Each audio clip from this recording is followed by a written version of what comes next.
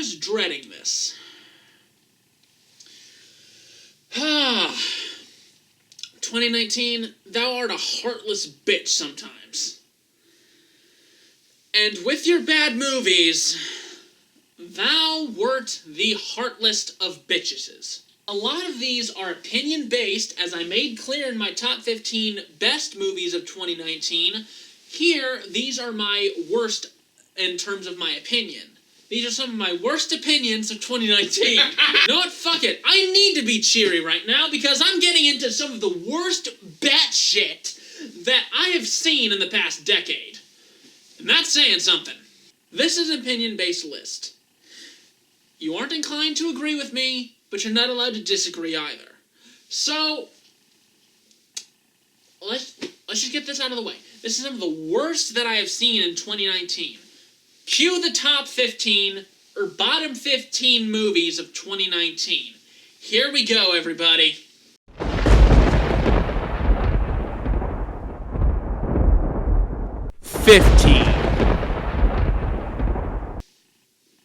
I'm really scraping the bottom of the barrel here, because when I actually put together my list, I went literally top, the best, bottom, the worst, and I just filled in the fucking blanks here. There were a lot of meh movies this year, and not a lot of them were truly terrible. But some of them had to fit into certain slots, and unfortunately, The Upside landed at number 15. Bryan Cranston and Kevin Hart's chemistry in this movie is actually good, but unfortunately, it is very forgettable. It has emotional moments, but it's forgettable. It's very slow at the start, but quickly picks itself up with a few good and funny moments between the characters. But, as I already said, it's genuinely forgettable. Alongside some of the other movies I saw this year, but this one got stuck at number 15. Sorry, Zordon, you let us down this time. 14. Stephen. Mr. King. I'm sorry, but Pet Sematary got stuck at number 14. Which is weird, because as a person who is not that big a Stephen King fan, I do enjoy a number of his movies and miniseries. Just take that how you will. But there are moments where this movie excels beyond the original, but there are other particular moments where it's somehow worse than the original. Particularly the ending. The ending was genuinely stupid. Outside the creepy lighting and a few twists and turns that made this movie more of a movie than a miniseries, it was alright in that fact. But the ending... Let me put it this way. The original ending to Pet Sematary is one of those times that Stephen King got it right. The ending to Pet Sematary in 2019 feels like a Stephen King ending. I'm still unsure as to whether I like this better than the original, but for right now, I think the original is better. And frankly, it's just weird. 13. Get used to hearing this for the next 3 spots on this list as well. Disappointed! Cold Pursuit was one of those Liam Neeson movies that was disappointing. It's the typical revenge story that Liam Neeson is cast in, where a member of his family is either taken or killed. In this case, he is killed, and Liam Neeson goes out, hunts a bunch of people down in order to get revenge. The twist for this time? He's in Alaska! Which really isn't that much of a twist. Wasn't there a movie where he was in, like, the snow or the Arctic beforehand? I knew it! So it's not even original in that regard. This movie is cliché, it's slow, it's boring, and you can tell. There are moments where you can explicitly tell that Liam Neeson is getting too old for this shit. That's a bad sign. As of this moment, it does not look like Liam Neeson has a movie coming out next year. Good.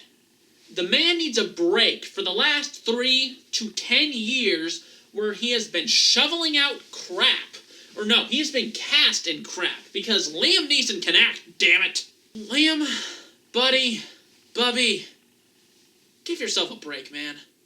Cold Pursuit was flash frozen on arrival. 12. Disappointed! Star Wars Episode 9 shat the bed. I'm not afraid to say that I'm actually not that big a Star Wars fan. I didn't especially grow up with the original trilogy. I never really saw the prequels as they were coming out. I only became interested when The Force Awakens came out.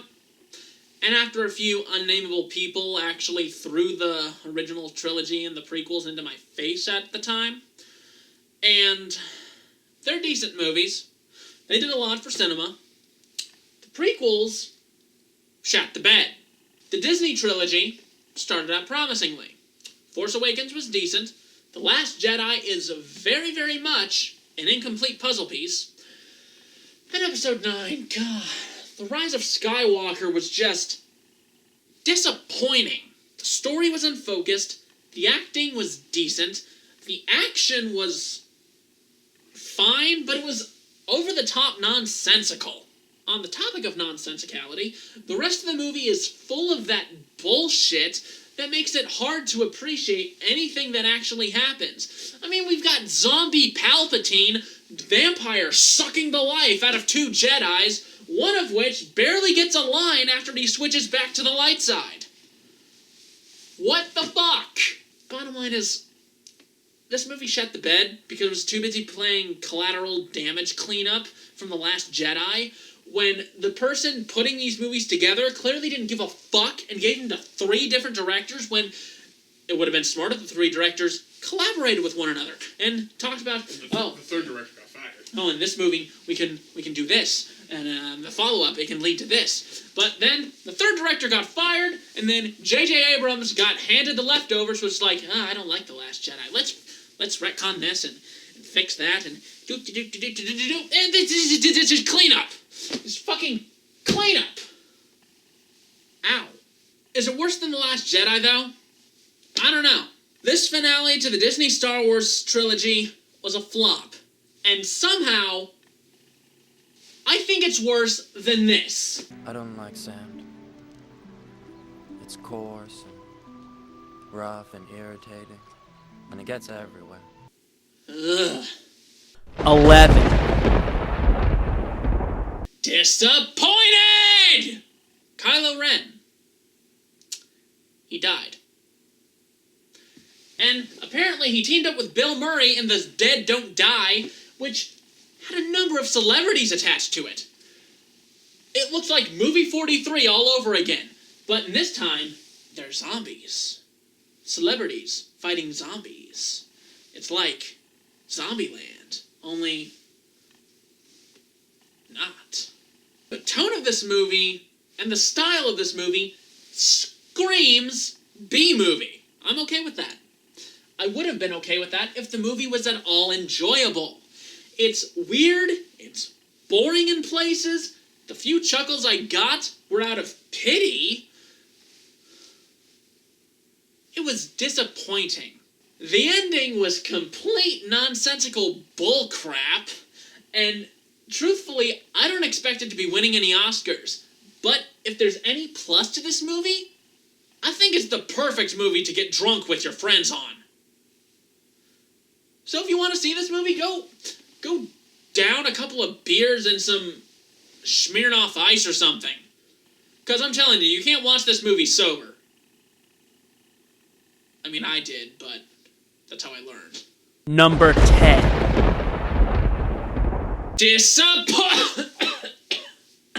Thank God, that's the last one. Glass. A disappointing finale to the Shyamalan cinematic superhero trilogy. The acting, the cinematography, and the effects were all great. James McAvoy continues to show that he can do next to no wrong. Bruce Willis is a treat when he's not in a Die Hard movie after number 3. And Sam Jackson. How can you go wrong with Sam Jackson? Watch this movie and find out. You can go very wrong. how they chose to end this movie in particular was pretentious, if that's even the right word for it, but I don't know. This movie is very confusing. I loved parts of this movie, but as a whole, it was less than spectacular, and not that impressive. Number 9.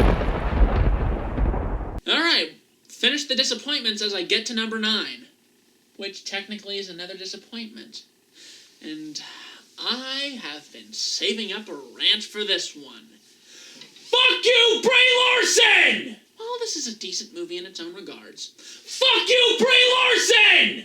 This movie completely fucks up the timelines of already established events in The First Avenger, The Winter Soldier, and any of the fucking MCU TV shows that take place in the past. Probably Carter. Sharon Carter. No, wait. Whatever Captain America's girlfriend's name was. The tone is completely unfocused because you don't know if it wants to be something of a thriller movie or an amnesia movie, or if it wants to be funny or taken seriously. One of the fucking characters that gets the most attention in this movie is the fucking cat. And people said that the cat was the best part of the movie. Think about that. A cat, a fucking cat, is one of the best parts of a superhero movie. Does that sound right to you? Aside from that, good effects, surprisingly good action. But the reason that this movie is in my top 15 worst, and why it's in the top 10 worst that I've seen this year, is quite simple, my dears. It's my own personal prejudice. My own dislike of a certain actress who sees herself as above any other one. I look forward to watching the special features on Endgame again, because I will find something where I can establish even more so. You can see them in any interview, actually, where Brie Larson is a bitch. Fuck you, Brie Larson! And fuck you, Captain Marvel. Number 8. Oh, that last one made me lightheaded. Okay. What's next? Oh, well, that's nice. From lightheaded to a fucking migraine. Keanu Reeves cannot save this movie. Replicas is boring. It's stupid. It's actually hilarious how bad it is. The first 10, 15 minutes of this movie were hilarious. With how they were going to fucking do something about this. It's like his family dies. Let's make clones. How could you go wrong?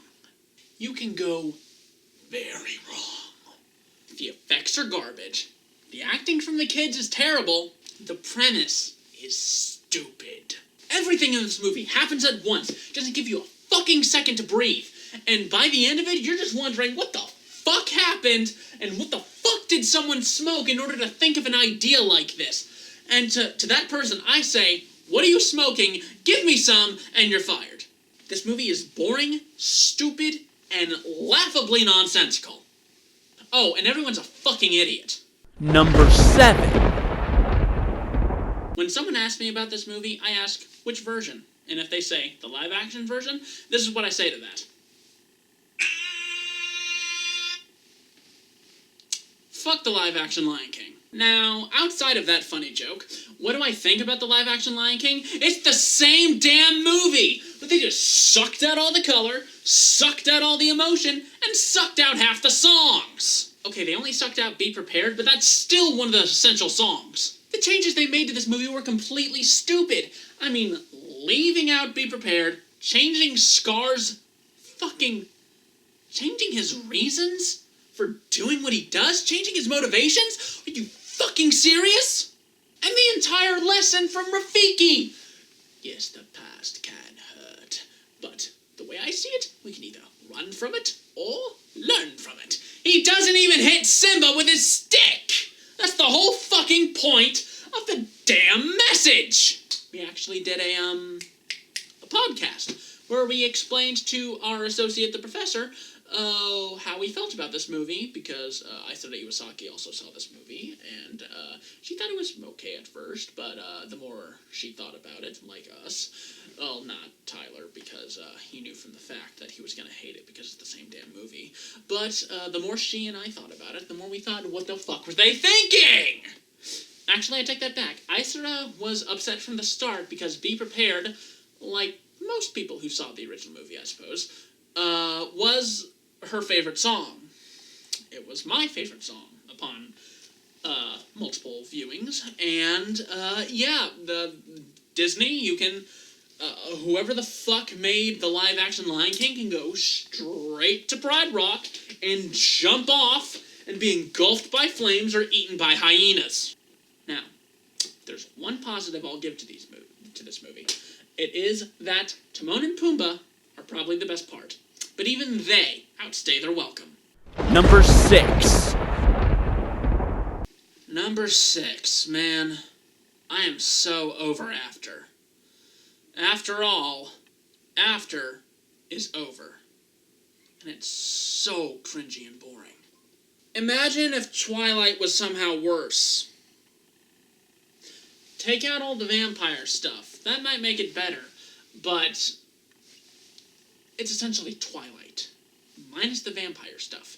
And it's somehow getting franchise. It's boring, it's slow, it's nonsensical, it's stupid. After is like a college party in these movies. It starts out like you know it's a bad idea, gets worse as you go through it, and by the end, you're gonna want to throw up. Twilight somehow made more sense with its romantic plots. Twilight. Think about that, skip this, and let's move on. Watch Twilight instead. Twilight is funny. On to the next one. Number 5. Okay. So the main lead in this movie is entertaining for 5 minutes. The rest of What Men Want is a fucking stereotype. This movie is filled with stereotypes of men. You got the gay stereotype. You got the playa stereotype. You got the sports guy stereotype. And it all gets a bit frustrating after a while because it's a gender swap version of another movie, only not really funny, pretty fucking cringeworthy, and nonsensical to boot. The tone of this movie is all over the place. The acting is nonsensical and over the top, and it's honestly just a cringy, annoying, bad movie. But it's somehow not as bad as this one. Number 4. Let it be known that I'm not a big fan of romantic musicals. They're fine in their own right, but there's just a certain level of cheese that I'm uncomfortable with. This movie, no. Just no. It's clearly not the movie for me. It is clearly meant for someone else. But I ended up watching it this year. So this is my opinion on that. The jokes and winks at rom-coms get grating and annoying at times. But the biggest middle finger in this movie is that it stars Rebel Wilson. I'm not a fan of Rebel Wilson. Amy Schumer and Rebel Wilson rub me the wrong way. This movie is a perfect example of that. Rebel Wilson gets more and more irritating as this movie goes on, like a grade D Deadpool, because she's the one making all the references. It's like, wait, did we just fade away? Come on, let's have sex again. Wait, it's morning now? Come on, let's have sex again. What, it's morning now? And you've got to be bleeping kidding me. I'm in a bleeping PG-13 movie? So yes, is it worse than What Men Want? It is to me. But there are still 3 other movies that are worse than this. Number 3. James Cameron, what did you do? Terminator Dark Fate was not good. This movie litters the entire franchise with paradoxes, plot holes, and overall a message that just says, fuck Terminator 2. Arnold and the Rev 9, yes, that's actually the name of the Terminator in this, are the best parts of this movie, but that's not saying much. The most entertaining part we get out of Arnold is when Carl, as he now goes by, is talking to someone about fucking drapes. And yeah, a Terminator grew a conscience and emotions. How does that work? Alongside crappy storytelling and overall over-the-top and nonsensical action, it just leaves the realm of possibility and probability and just says fuck you to the franchise. They killed John Connor in the first 2 minutes. It's clear that Terminator should not be a franchise. It should have just ended after Terminator 2. Genesis might be worse, though. But not by much. It's clear that this franchise will not be back anytime soon. Number 2. So many people are out of character! Dark Phoenix is shit! Crappy editing, crappy effects, crappy storytelling, a crappier retelling of the Dark Phoenix saga, somehow even worse than X-Men The Last Stand! This is easily the worst X-Men movie. It's worse than X-Men 1. It's worse than X-Men 2. It's worse than X-Men 3. It might even be worse than X-Men Origins Wolverine. It is not better than X-Men First Class. It is worse than the Wolverine. Worse than Days of Future Past. Worse than Apocalypse. And it is in no fucking way better than Logan. You know what? At this point, fuck Jennifer Lawrence. Fuck Charles for being a dick. Fuck Magneto for attempting to try and kill people again. And you know what? Another fuck you, Magneto, for going through the same fucking story arc for, what, the third, fourth time in a row? Fourth time in a row! And the aliens are not needed. The aliens in this movie are not fucking needed at all. And Jean Grey? Give it a rest. Number 1. No honorable mentions for this one. Instead, we're getting straight to the number 1 worst. And that is... You know what? Fuck it. I don't even care if it breaks continuity. I'm gonna read this shit off. And you know what? I'm not doing it alone. He has the same thoughts that I do. Yeah. Shall I read? Read on, my good man. This is easily one of the worst comic book movies we have ever seen. Is it worse than Van Forstick? Yes, I think this movie's worse than Van Forstick. Van Forstick doesn't give me a headache. No, this movie did. In fact, we didn't even say what this movie was. Hi, Hellboy! Hellboy. Let's see. Hellboy is topsy-turvy in this shit. The characters aren't well defined at all. The editing is asinine. You should see... Look, right here, probably this part of the green screen is fluxing because of how heavy his shadow is. This is somehow better than the green screen fight between Hellboy and the Giants.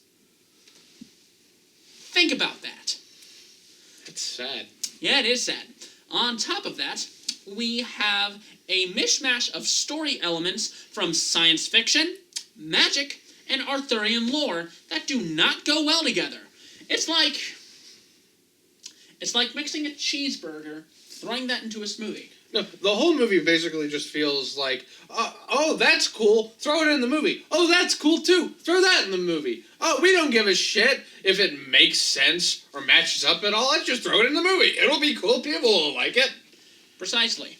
Imagine taking a cheeseburger, taking a slice of pizza, and then taking chocolate, and then taking orange soda, and then taking peppermint ice cream. Then take an Oreo. Then you take an Oreo. You also take, sea urchin. And then you shit in the smoothie. This movie shit the bed. Hard. Let's see. On top of that, it's gory just for the hell of it. And, yeah, the effects are somehow very much ungodly, horrendous to watch. Some designs of the monsters were cool, but the execution of these concepts makes it a more boring and infuriating movie to watch. Also, did you realize the choices in music were very pandering as well? Oh my god, it was just the most generic hard rock heavy metal shit I've ever heard. Fuck this soundtrack of this movie.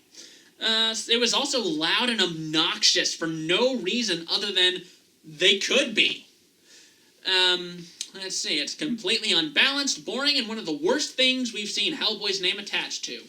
Also, it's long. It's only 2 hours long, but... Felt like fucking 4 hours. Feels so fucking long. There is no way that this is remotely better than the Del Toro Hellboy movies. It's not even worth comparing them. Nope. No, this feels more like one of those stupid Underworld or Resident Evil movies. Mm-hmm. One of the later ones especially. In fact, really what's her name is in the movie. Oh, yeah! Alice from Resident Evil. Yeah, she's the bad guy. Oh, God. What? No, that's just a terrible revelation. Oh, okay. Oh, by the way, you want to know something funny? You want to know something funny? What? This movie has 2 fucking end credit scenes. Wait, what? I didn't stick for any of them. Allow me. The ending, they went ahead and teased Abe Sapien. This movie's not getting a sequel. Yeah, and that creepy guy in like the walking house, he apparently was like, "Oh, I'm going to send you off to destroy Hellboy." I don't read a lot of Hellboy comics, so I didn't know what reference that was, but 2 fucking end credit sequences. It's adorable that they thought this was gonna get a sequel. Now, I don't even think this movie made its money back. It probably didn't. Now, with the last sentence, fuck this movie, and pray that it goes straight to hell. Did you just toss your phone on the floor? Yes, I did. Phone drop. Sick of this shit. Hellboy fucking sucks. So anyway, what do you have to say about it? Find out in my video. Alright, go on, get out of here. Spoilers, it's also number 1. So, yes, that was my number 1 choice. It was my number 1 choice. That was my top 15 worst movies of 2019. And like I said, it's opinion-based. You don't have to agree with me, but you don't have to disagree either. So, that said, thanks for watching. And we're probably going to have future videos up as soon as we can. After all, school's a bitch, work is a bitch, and time is a heartless bitch. So, that said and done, we'll catch you guys later, and jeez, I really need to lighten up. I was very passive-aggressive throughout this list. I apologize if I offended any of you, but on the other hand, I'm kinda not. So, I'll catch you guys at the next video, and be sure to like and subscribe. Catch you later.